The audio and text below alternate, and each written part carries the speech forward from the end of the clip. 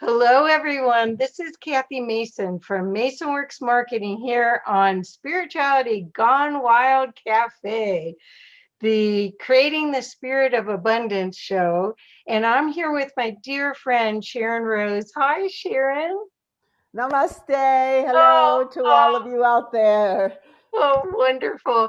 So, Sharon and I have been dear friends for a long time, and she is a conscious creator and a force of nature. And I love, love, love everything she does. Today, she's going to talk about the path of the priestess to abundance because she wrote a book about the divine feminine in, I think, 2005. Was 2003. Great. So way ahead. There we go. Thank you. Way ahead of the conversation that people are having now about working with the divine feminine. So, Sharon, what inspired you to write that book? Hmm. I would say, well, it began very early with my mother.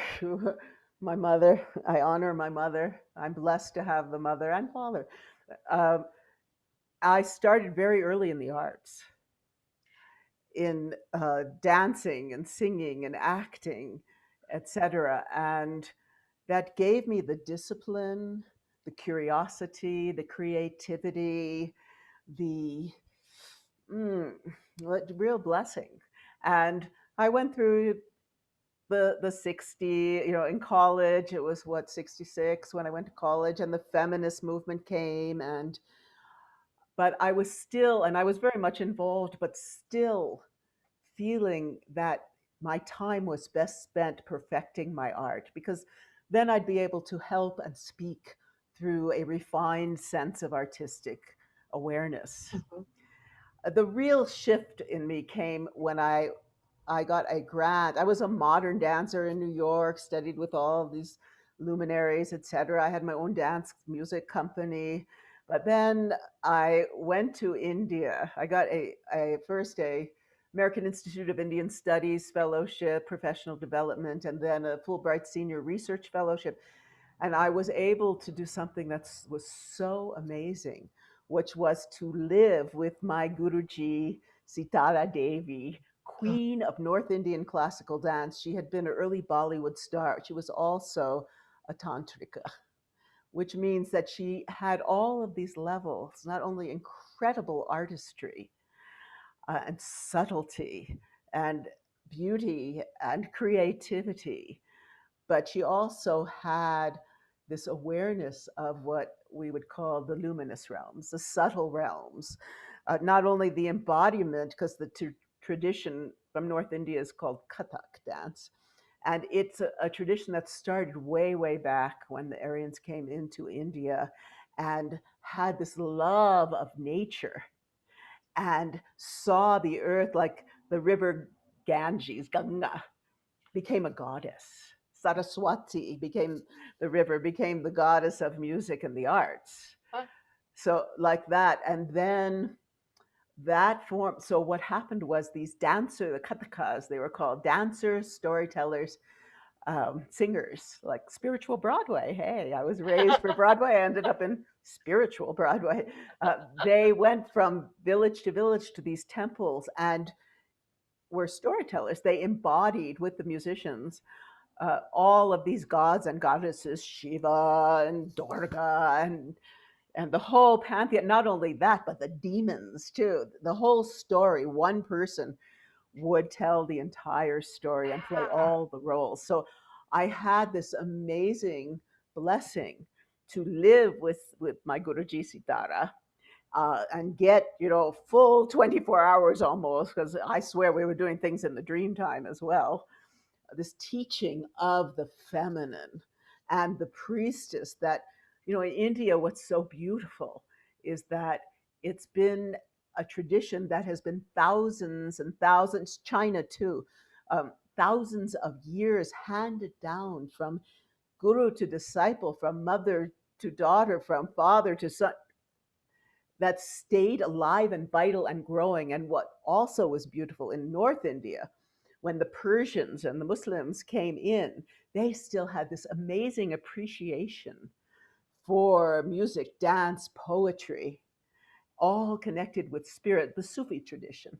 Right. And so Kathak blended these both into this incredible weaving of artistic beauty, which is still handed down today. Even later, when the British came in, there were aspects of that. It's been what's beautiful about the Indian culture is they really integrate the best aspects of all culture, yet staying in this really, really deeply spiritual focus and taking the best from all these traditions. So living with her, I got a transmission of knowledge about femininity because that was really our focus. I just gravitated there. And then after that, I went deeply into and kept going with that, but deeply in the Tibetan tradition, particularly transmissions. My teacher, Namkhe Norbu, he received teachings from women teachers, Oh, one who lived in the dark for 60 years doing practice, and she could see in the dark as though it was day, communing with the luminous realms constantly, right? And then I worked with a man named Robert Masters. We went into Egypt and we did these trances together where we would travel to the temples of Egypt and receive teachings from Isis and Sekhmet, the wild lion yeah. headed neter of Egypt. And and then, let's see, I met my husband, Jay Widener, who was an alchemist.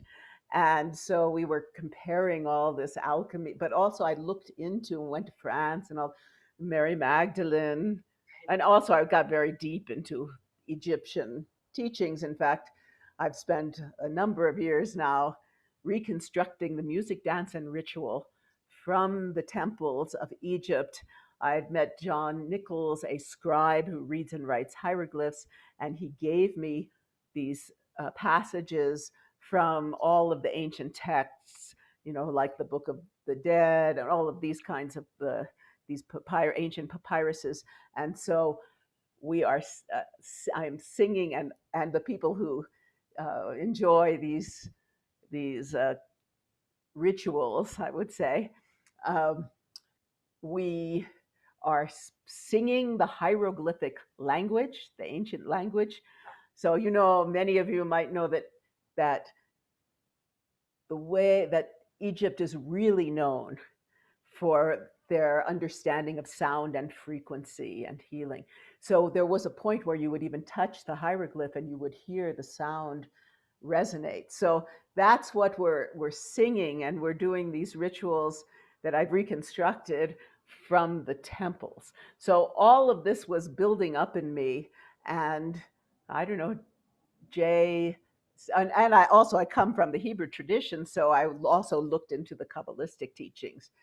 So I was just inspired, being a scholar also, to write a book about the feminine, because what I was seeing, what even at that point, was that the understanding of the feminine that was being projected on us through the media was lost in real confusion. Right. That the true essence, the beauty, the power of the feminine was being lost. And I just like to read a little Okay. description about where it used to be and where we are headed, and beyond this, even. In the ancient civilizations of Egypt, Sumeria, India, Tibet, China, Africa, and many Polynesian, South American cultures throughout the world, woman and the goddess were revered as symbols of fertility, and their bodies were seen as magical vessels of, I would say, abundance. Women who contained within them the extraordinary capacity to experience new life, form, grow, swell, and emerge from their womb into the world. talk about abundance, were seen to be intrinsically connected to the great mysteries of manifestation. These mysteries included comprehension of the underlying principles, cycles, and flow of nature and the cosmos, the hidden secrets of life, death, fertility, sexuality, magnetism, abundance, the sacred arts, including that of healing and the inner magic of plants and herbs, deep understanding of the realms of emotion and the inner dimensions of human experience, and much more. Numerous rituals existed in which women were spiritual guides, assuming the role of priestess, educator, and initiatrix into the sacred mysteries of life, sexuality, and spiritual transformation. Today, we call their specialized body of knowledge women's mysteries. Oh, beautiful, beautiful. So was that part of your book that came out of your book? Well, that was the description from, because there was a companion, there still is a companion video called Yoga of Light. And that video is the last three chapters of the book are exercises. And they're taken from many of the, well, the base would be India and the teachings on emotion and how to feel and express enlightened emotion, from this book called a text called the Natya Shastra. Oh, And and that's very old.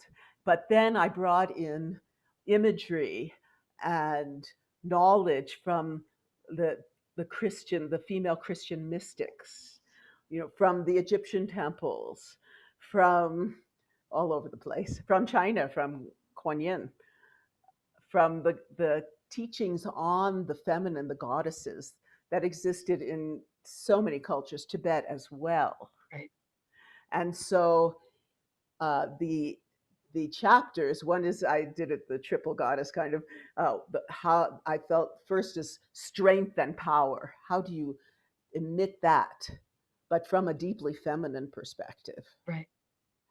And then it was sensuality, and then of course love and compassion. And so we made a video that in which I'm teaching and embodying these emotions. So the essence of that really is to connect, because at that point, because I had studied yoga for many, many, many years, and I found it very interesting that in yoga, the way I was taught, you were always aligning with the sky, but yet for female, it's really connecting with the earth. Earth, right, So I started creating these exercises that where you really begin with feeling that nectar, that shakti, that chi, that healing energy coming from the secret inner sun of the divine feminine that exists in the center of the earth. And you feel that coming up into your womb. And men can feel this too, coming up, and then all the way up and igniting the Kundalini Shakti, the feminine force that comes up. And then it goes through, cleanses your chakras, and then becomes this protective field of light, expanded field of light that pervades all of you and all of your energy fields to protect you. So but also with these emotions, so that was the beginning. So you'd bring this energy up into your eyes, and then what I teach is how to project all of these different aspects of the feminine, that it's all coming from the earth. And then once you're aligned with those feminine qualities, then you open to the sky, to those masculine qualities, that strength, that protective power, and you bring that in, and then the masculine creates even a bigger toroidal donut like field around you, so that you become completely balanced and protected by both the masculine and the feminine. And you become like many of there's in India, there's images of Shiva Shakti together. so that there's a whole balance within you in the essence, and you're integrated once again into the essence of who you are, the enlightened aspects of you that have always been there. They have just been veiled, and that's the dance of the seven veils, right? Veiled by, I like this word, vicissitudes, particularly of this age that we're in. That's another, I have a whole chapter on what's happened to women from the beginning of creation, of this cycle of creation, through these ages, and how truth, virtue, and integrity start. We're completely aligned. We're not even embodied yet. We're just light. And how through these ages we densify until we're in this age. But we are now in, as I would call, I met this wonderful group out of India called the Brahma Kumaris, who are the women are the leaders and the men serve, right? They serve the feminine. And they believe that we're now actually in what's called the diamond age, where those who have the eyes to see and ears to hear the great call to the light. And that's where we are now. We are working together. Let's, just shed these old paradigms, these old uh, thoughts and confusion and all of that, and come into the fullness of who we are and the potential, the great potential we have as human beings embodied in these precious human bodies, emitting love and joy and letting go of everything that no longer serves us. The beauty of the COVID, because there's always a gift in a difficult situation. There's always a learning. And so many of us have been able to go in and to really begin to look at ourselves from a whole new perspective and think about what it is. What is it that you really want? Can we move beyond this war and anger and fear and divisiveness into a new reality, the one we always imagine, where we are totally aligned with all aspects of our being and the spirit shines? Yes. That's the, and I really believe that it's the women, the nurturers, the mothers, and that feminine force that exists within everyone. It's time for us to awaken, open our throats, open our hearts, open our intuitive capacities, and really help heal the world. Beautiful. Perfect. Perfect. And I would like to ask how you see the balance returning, because I'm a woman, but since I've owned my own business most of my adult life, I took on a lot of the male attributes in order to be successful in life. And so I'm not necessarily in balance either. It doesn't mean just because I'm female, I know how to balance my divine feminine self. Do you have a recommendation of how that? Mm. Well, first of all, I know you very well. And we may say, business, that doesn't mean, just because we're in business doesn't mean we have to be in business like a man. We don't have to become Margaret Thatcher, Right, right. the Iron Lady. In fact, if we could bring these, and you do, Kathy, you Yeah, completely do bring these caring, nurturing, my God, you're amazing at nurturing. thank You you. bring these qualities, you know, into everything you do. So I can't say, I mean, how do you find the balance?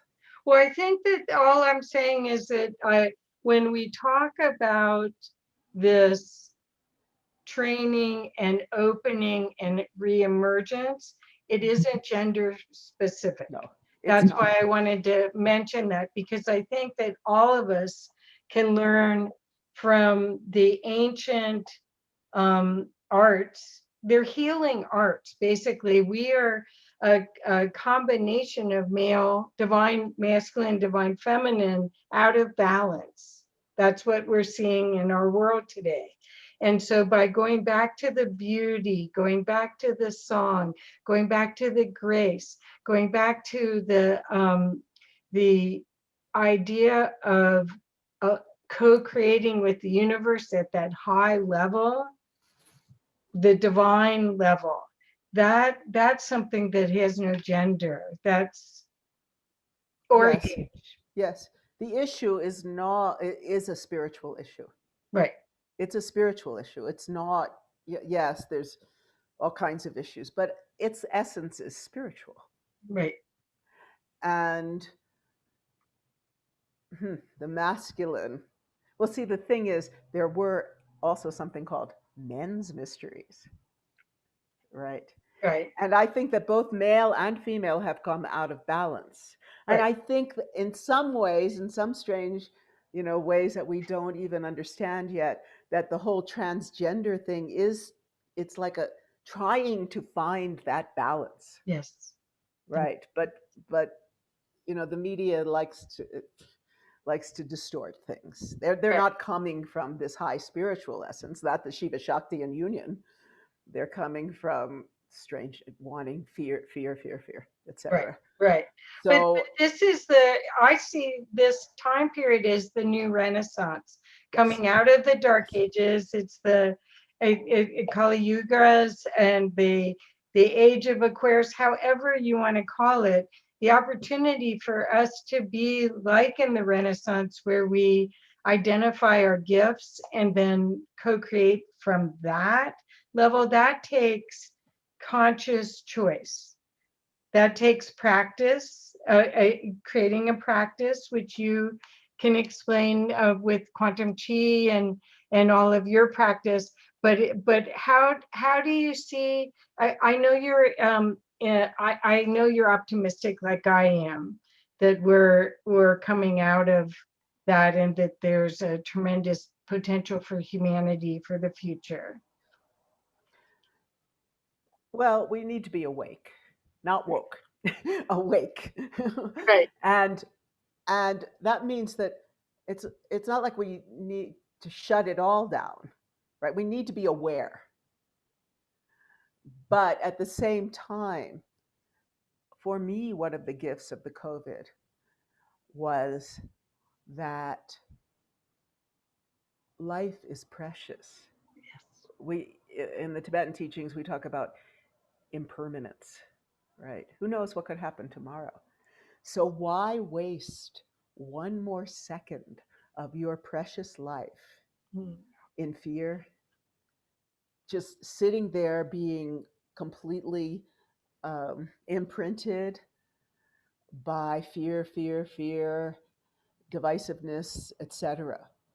It doesn't serve you. It doesn't serve anyone. Right, So, and there's so many teaching. I've spent the last 5 years working, like getting a PhD beyond in Taoism and Qigong and etc. Traditional Chinese medicine, working on this film series, Quantum Chi. You know, the thing is, the first thing we need to do is feel our feet on the ground, connect to the earth, find that center point, that center line. Uh, Let go, lift these veils. I work a lot on trauma, right, and what I found is that when we're children and we come in so fresh and aligned, right, and then something happens that traumatizes us, and so it actually creates a blockage in the physical body, right, right? And not only the physical body, but the emotional body, the mental body. It leads to thoughts. And the way that we've been taught is not to see that we are divine beings and to use that knowledge, that experience to heal ourselves. It's been to like almost like, okay, now I'm going to build these things to protect it. And I'm going to constantly look for ways to reinforce the negative instead of the positive. right, right. So, what we need to do is turn that around. so that we're bringing the healing light of Shakti, of Chi, right, of the life force from connect with nature because it's just it's nature.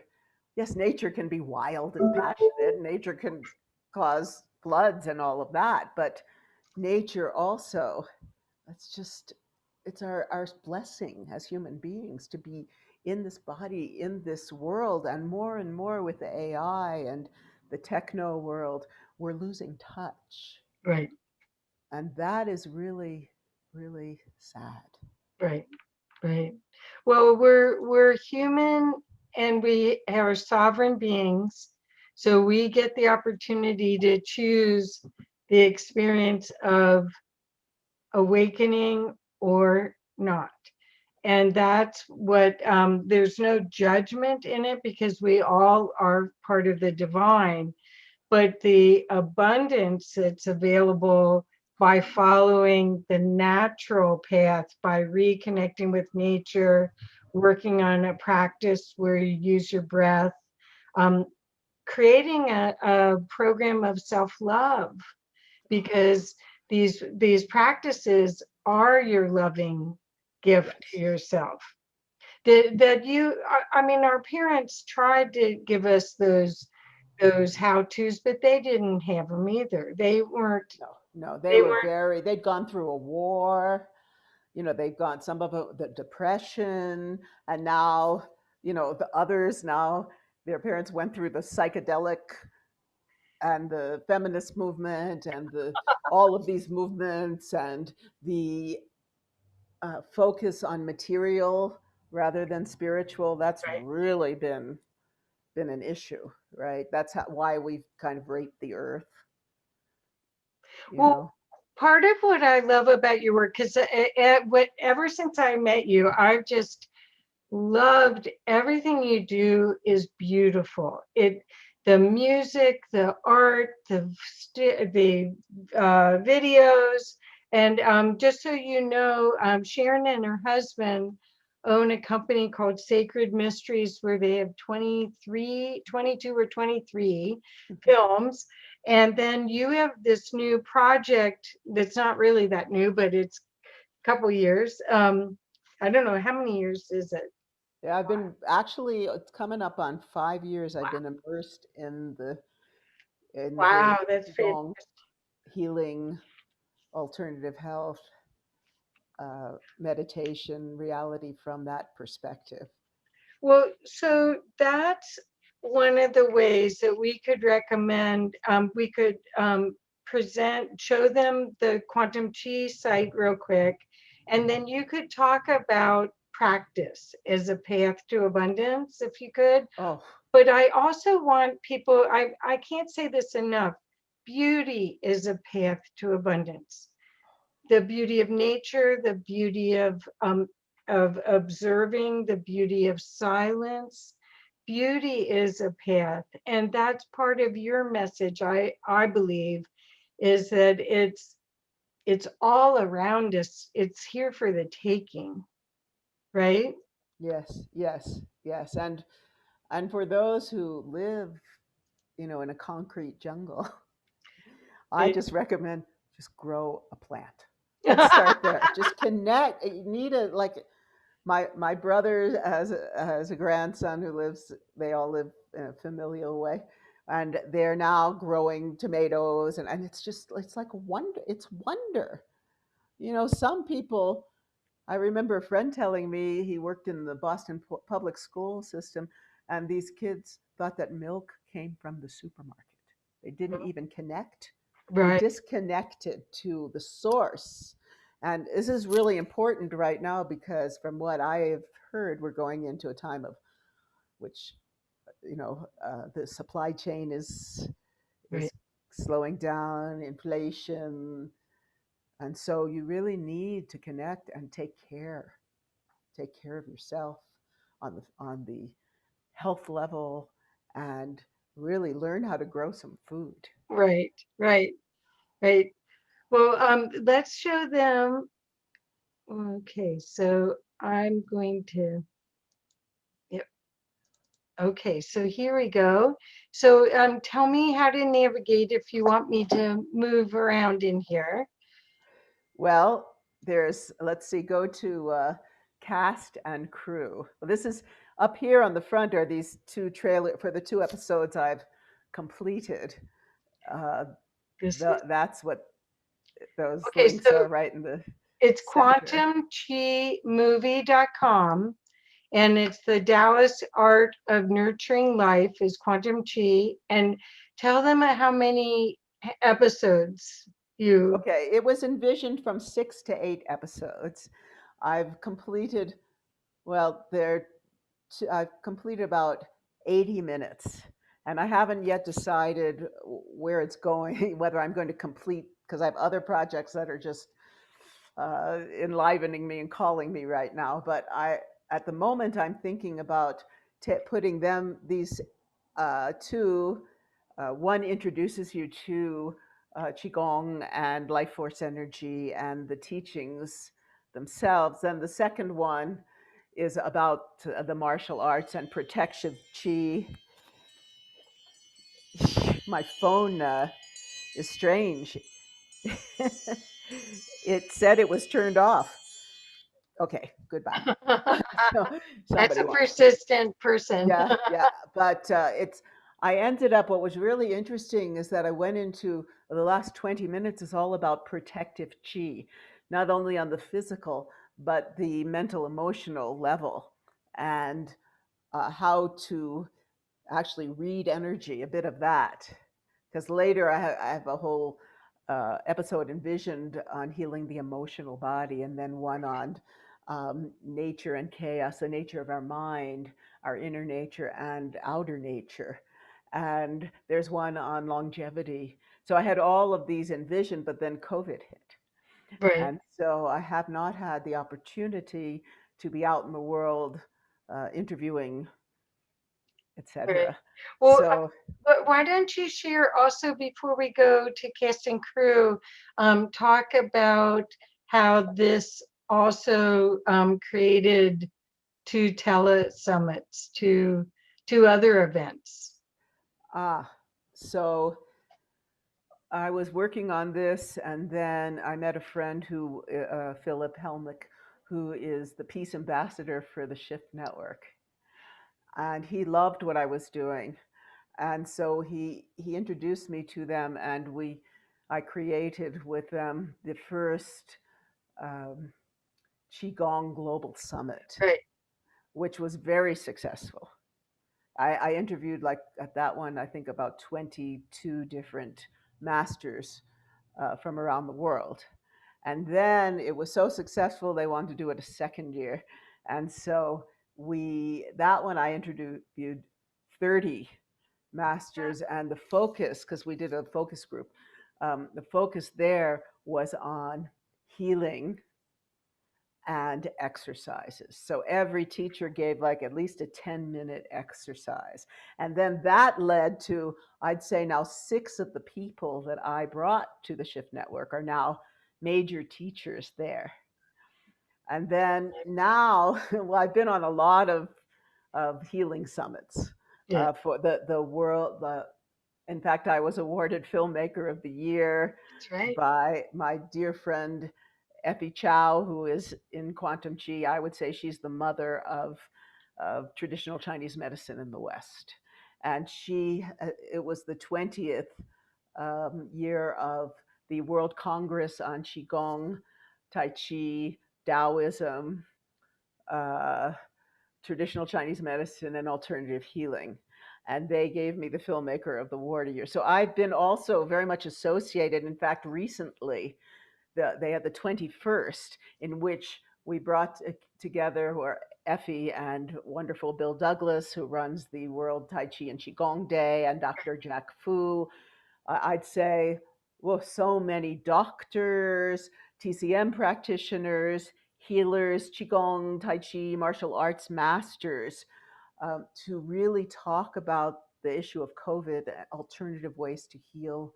Wonderful. So that's really enlivening right now. I've also become the American correspondent for this beautiful site out of the UK called Healing Our Earth. And every Sunday we have a different topic. We did one on Ayurveda recently. We did one on world dance. One's coming up soon on wellness for families. So it's this, and the people who are the main creators are from India, and so for me, it's like coming back home. Oh, that's so wonderful. Well, the what I wanted people to understand is that you're you're um you're so you are a trendsetter. That's why the Path of the Priestess, you wrote it in 2003, and now people are finally talking about it. You did 2012, a movie that talked about 2012 in like 2008 or something, way Yes, before yes, anyone yes. We else. were the kind of trendsetters That's right. of that. Yes. And then so that's our my subtle, not so subtle way of saying that qigong may soon be on your radar as much as yoga, Oh, that because was my one side because I'd done yoga for so long, but qigong, it just really empowers you, brings the healing potential. It's with yoga, it's been a little corrupted by this kind of materialist Western thing. Oh, I'm going to do yoga to have great abs, and so I saw this healing aspect, from China. The beauty, really, it's a beautiful art form. yes, Goes way, way, way back. again, yeah, it goes back to beauty. That's really and what and and the nature. connection with nature. Qigong started with this shamanic traditions and this connection with nature and observing. There's a lot of qigongs where you become, you're doing you're enhancing your energy field. At the same time, you're becoming a big bird flying in the sky, right? And you're at the same time you're like bringing the chi all around you and creating protection, and it's so beautiful. And what I love is that it's for all ages. That's right. That's It's for all ages, and it really teaches you, well, it teaches you about flow. And flow, it's a very important concept, so that, and the movements are very easy and they're very fluid, and you're gathering chi into, if you have a pain in your shoulder, you align yourself and then you gather the chi right into that place. And there are alchemical teachings on how to transmute negative emotions. It's a deep, deep, similar to the Hindu and the Egyptian and all these ancient traditions. It goes back. I mean, when I hear things like, Western doctors saying, oh, no, Ayurveda and traditional Chinese medicine, they're not science. No, only 5,000 years of experience, right? They're not something that's been tested for 6 months, right. Oh my you gosh. know. Well, do you want to keep on this page, or do you, because when you were doing all this, I wished you were on big screen. So do you want me to Oh, go? if I could, I'd like to give a taste, taste of Qigong. Do we have time? Okay, sure, sure. So should I stop sharing this and Oh, well, let's just look at the masters and teachers, just okay, we'll do that. so these are very well-known masters and teachers from all around the world, who I've had the blessing of connecting with. And you can see I'm always from the arts, from always. I'm a very, I look for the beauty in everyone, whatever culture, whatever tradition, whatever age. So you'll see a lot of different people from different cultures and experiences here. There's our dear friend Kiara. Yes. Yes. He's So, in and what's beautiful, Qigong has become not just for the Chinese, it's become, a world. You'll see, just from here, I just actually met a woman from the Zulu tradition out of South Africa who's a Qigong master. And wow. Yeah, so it's really it started coming up, but it has really be I think that actually if you're a yoga practitioner, the combination of the two, because I'm really into this interweaving of traditions, but staying true and honoring each one in turn. Mhm. Beautiful. Well, so the cast is quite remarkable, and the collection of people that wanted to right away share their love and joy of qigong with you and with a Western audience is quite remarkable. The footage inside the programs, I have been watching the early stages of the episodes, and there's a lot of drone footage. And the drone footage is of nature, and the nature and the beautiful instructors, and then their costumes are beautiful. It's just as you're bathed in this. I want to try it, kind of. Well, it's just so enlivening, and it centers you and Yes. grounds you. You know, I mean, if I was someone who had to be on the internet, dealing with technology all the time, I just take breaks just to come back. And then you're refreshed Right, too. right.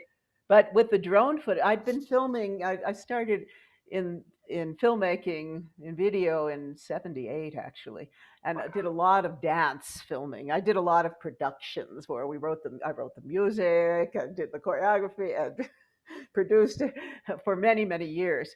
And so I had this understanding of dance, filming movement. But then, by miracle, by the grace of the divine, I was sitting in Crestone where I live, and this young woman introduces me to another woman, and she says, "Oh, my boyfriend is a drone pilot, serious drone pilot." And I'm like, she says, "Oh, and I'm very interested in qigong." And I'm like, "Okay, what are you doing this weekend?" And they came with me. Zane Isaac, who's now back in Crestone working with me after traveling all over the country, getting such gorgeous footage of Utah and Arizona and the whole West Coast. Oh. So um, I thought, okay, to be able to have these teachers doing their practice in nature on these beautiful, here we have a crystal mountain, right? And we have my dear friend healer Amalia Waiching, and it opens with her on the top of the crystal mountain welcoming everyone in. And so I really wanted to get this connection with nature, this beauty of nature, as a deep part of quantum chi. Well, it And is like also, nature therapy. When you watch it, you feel like you have nature therapy. So thank even you. if you were in a hospital bed and you Ooh, watched it, you would, well, no, I mean, I think that there is a sense of when you can reconnect to that beauty and the essence of who you really are, you don't even have to have words for it, but there is a refreshment that happens. And then for me, I was very glad when we showed the episode live in Colorado that you and Amalia showed some movements afterwards, because everybody was like, I want to do it. that's how it's been every time that I've shown it. Yeah. People are like, okay, I want to do it right now. That's why Yeah. when I was showing it, we always had someone there to teach because it's beautiful. And the other thing I want to discuss is that I've been a composer for a while, and I'm working now on a whole. The idea was in the beginning. You remember River Dance from Ireland? It was to do this divine feminine, like Broadway style show that would teach the path of the priestess and honor these goddesses and all of that from in different traditions. Um, but the musicians that I've worked with for now years, I also brought them to do the soundtracks for Quantum Chi. So uh, again, I say I'm very blessed in in the people that I magnetize. That idea of magnetizing, it means you're so centered and in joy. Because I noticed the minute I turned my attention to the music again, which has been such a deep part of my life, and it's from all these cultures, Egypt and the Gnostic Sophia and India and Tibet and all of this, then I went into joy because the frequencies are so they're just enlivening, and all the songs have the kind of trance like, very relaxed or enlivening feel. And so as soon as that happened, I just started magnetizing people, and just amazing things started happening. I met the people from Healing Our Earth. And so I say, for abundance, which is the key, that what we're talking about today, Right. that alignment with your purpose on earth, beyond all this, that true, what is it? What is your gift? What brings you joy? What brings you bliss? What gives you that juice, that chi, that grace, that just makes you happy and glad that you are alive, even during these very challenging times? If you can find that, and there's so many ways out there, especially what I've seen during this period. Yeah, there's the mainstream with their fear, but there are so many of us, people like Kathy and Spirituality Gone Wild, that are bringing forth Right. through these Zoom conferences and teachings and all of that, these ways to really discover that divinity in you. Exactly. Perfect. Couldn't have said it better Well, myself. thank you. Thank you so much. Well, I think the path of the priestess is the path to joy and to our positive future. And I'm so grateful that you shared your perspective and your vast knowledge on it today. I know that people are going to want to connect with you and find out more information and follow your progress on quantum chi, and also on this music that she alluded to that is absolutely beautiful. Do That's we have a moment for me to do the Lakshmi mantra? sure, if you want to sing, you're going to sing, I'll or sing a little of the. This is for to bless you all with abundance. okay, If you know the Hindu tradition, Lakshmi, right, Lakshmi and Vishnu, they're the divine couple. But Lakshmi is the goddess of beauty and fertility and wealth and abundance. In fact, she has gold coins dripping from her hands, and every Indian business person has a picture of her, right? So I was going to sing you a mantra. okay,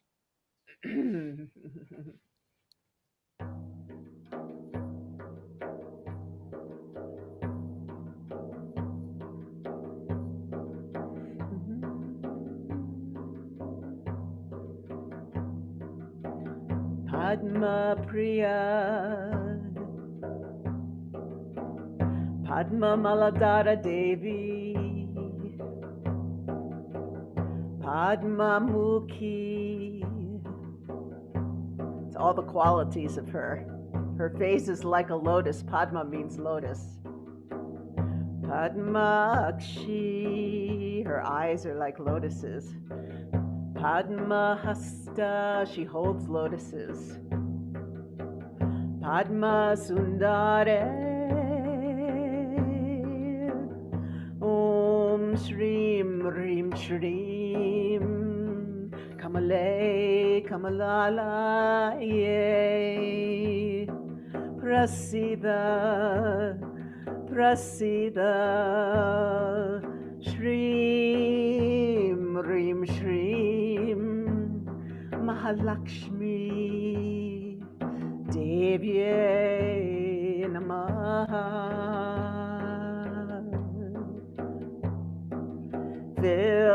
Fill my life with grace.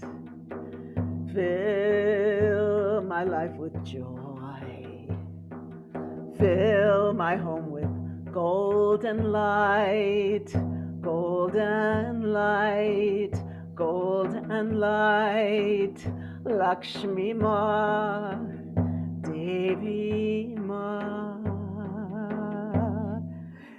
This is from one of my songs. Now, my singers, I write them, but I have one of my singers, Beth Quist, sang with Cirque du Soleil. Oh, She's incredible. 4 octave range, trained like me in all these different traditions. And then my dear 80 is the other singer who starred in our film, um, The Last Avatar, and is her voice is she's the queen of harmony, and her voice is beautiful. So I write the songs and I bring them to these amazing musicians, and then we weave them into, you'll see when they come. And the CD, what do we call album, is going to be called Nectar of Bliss. ooh, beautiful. Well, thank you for blessing us with that. That was an abundance blessing that we just received. So, everyone, I hope you can watch this multiple times and get that blessing anytime you want.